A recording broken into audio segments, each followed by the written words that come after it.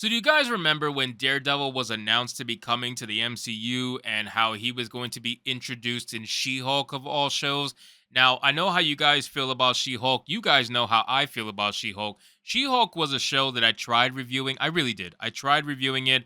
I tried watching it for that matter, and I couldn't make it past the second episode. It was such a terrible show. It was just utter feminist garbage that I couldn't swallow it. I just could not stomach that show, and ultimately I gave up on it. But I did say in that particular show that Daredevil was going to be cucked tremendously.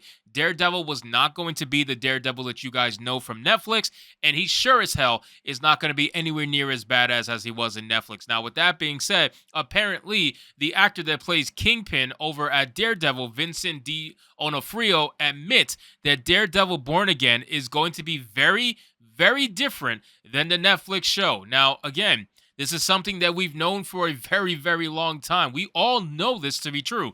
We knew that Daredevil was going to be one of those shows that just could not stand the same way that it did on Netflix as it will on Disney Plus. It just won't, okay? Not only that, it's made from different people. Obviously, Disney is now going to get their hands on it, so there's no way in hell they know how to create a masculine, strong character. It's just impossible for them these days. But let's see what Bounding into Comics has to say about Vincent. So it says, actor Vincent D'Onofrio will return to his role as Kingpin, which he portrayed on Marvel TV and Netflix's Daredevil series and reprised in Hawkeye in the upcoming Daredevil Born Again series on Disney Plus.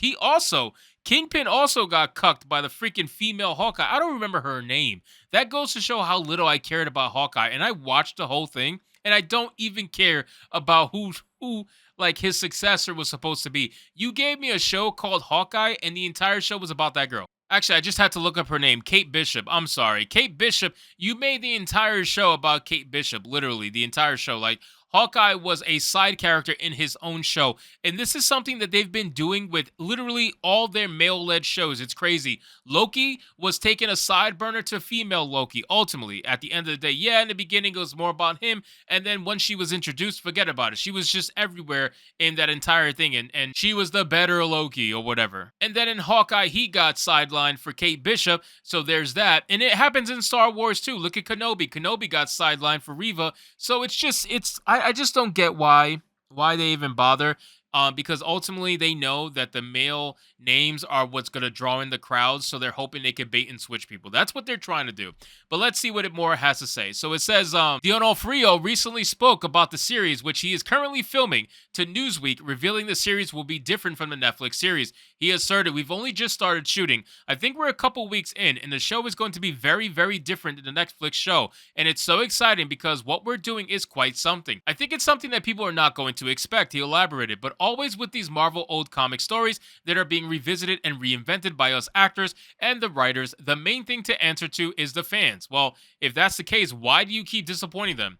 Why do you keep disappointing fans? If you know you have to answer to the fans, why do you constantly disappoint them? Like, you know what you're doing, though. You get what I'm saying? Like, these people know exactly what they're doing, and they have no shame in it. They have absolutely no shame in it. Onofrio continued to explain to give them what they want, but try to be original in some way at the same time. And so that's what we're doing on the show. It's definitely an original way to look at this, and it's really deep, really emotional. Here goes Echo, the person who I don't know how, in God's name, this girl was getting a show.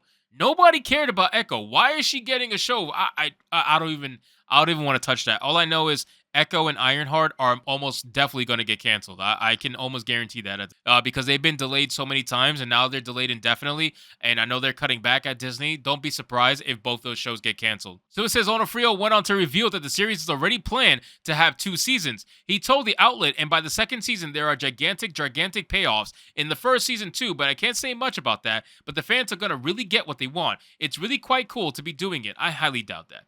However, before they get to a second season, Onofrio indicated they'll be filming all the way up until December. He relayed, it's hard work. We have a lot of episodes to shoot. We've got a long road ahead. We won't be finished until December, and so it's quite a commitment, but this character is just, I love playing him. Now, I don't know how you guys feel about Vincent, but I think he plays a great Kingpin. I actually enjoyed watching him as Kingpin. I think he's brutal. He's got the attitude for sure. He's got the swag for sure. So, again, I think he plays a great Kingpin, and I love seeing him back as Kingpin. But it worries me when they start saying, oh, it's going to be very, very, very different. You're going to love it. We promise. Yeah, every time they say that, we almost always hate it. So it says, Onofrio's comments echo what Daredevil Matt Murdock has repeatedly said about the series.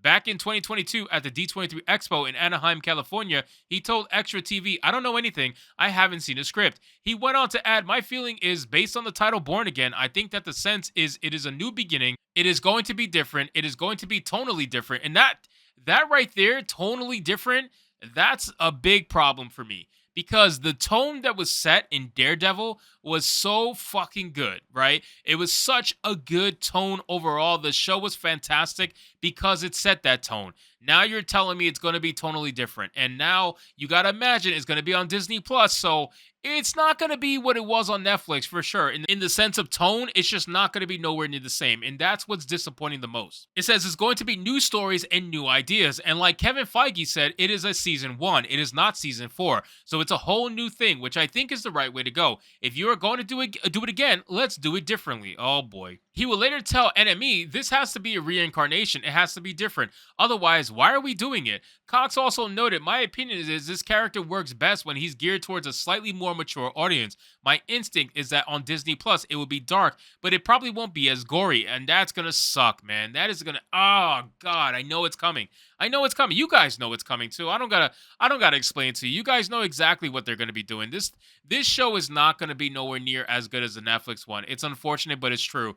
And what they're hoping for is that even though it won't be as good, since it's going to be on Disney Plus, in theory, it should have a larger audience. In theory, even though Netflix has way more subscribers than Disney Plus, still they're hoping that since it's part of the Marvel Cinematic Universe now, that it's going to attract certain eyes to people who maybe weren't subscribed to Netflix and were subscribed to Disney Plus. Whether that's true or not, I guess only time will tell, but we're going to find out. So it says, speaking specifically, wanting to continue the Netflix series, Cox said, I would say to those people, we've done that. Let's take the things that really worked, but can we broaden? Can we appeal to a slightly younger audience without losing what we've learned about what works? Oh, there you go. They're going to appeal to a slightly younger audience. So that right there is going to tell you everything you need to know about Disney's Daredevil Born Again.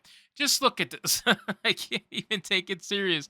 I can't even take it serious, man. That alone, that statement alone tells you everything you need to know about Daredevil. This show is going to be nowhere near as good as the Netflix show. It's not going to be the same tone, obviously. It's going to be brought down a smidget, and by a smidget, I mean a ton, for younger audiences, because they're going to try to get the kids who are obsessed with Marvel, man. That's what they're going to try to do. They're going to try to adhere to the younger crowd. That's who they're trying to foster as fans. So when that particular crowd grows up, they could grow up on this new Marvel, so they can keep pushing this bullshit and these woke identity politics, and these people are going to grow up with this stuff, so they're going to think it's normal. Ultimately, that's what they're trying to do, and they don't care about us people who grew up on the actual original comic books, or who grew up even on the Netflix show for that matter. Like, they don't care. They don't care about us. They never will, and they never have. So anyway, guys, thank you so much for watching this video. I hope you did enjoy, and if you did, consider leaving me a subscribe. I would greatly appreciate it. Don't forget to like the video, comment, let me know what you thought, and I'll see you guys on the next one.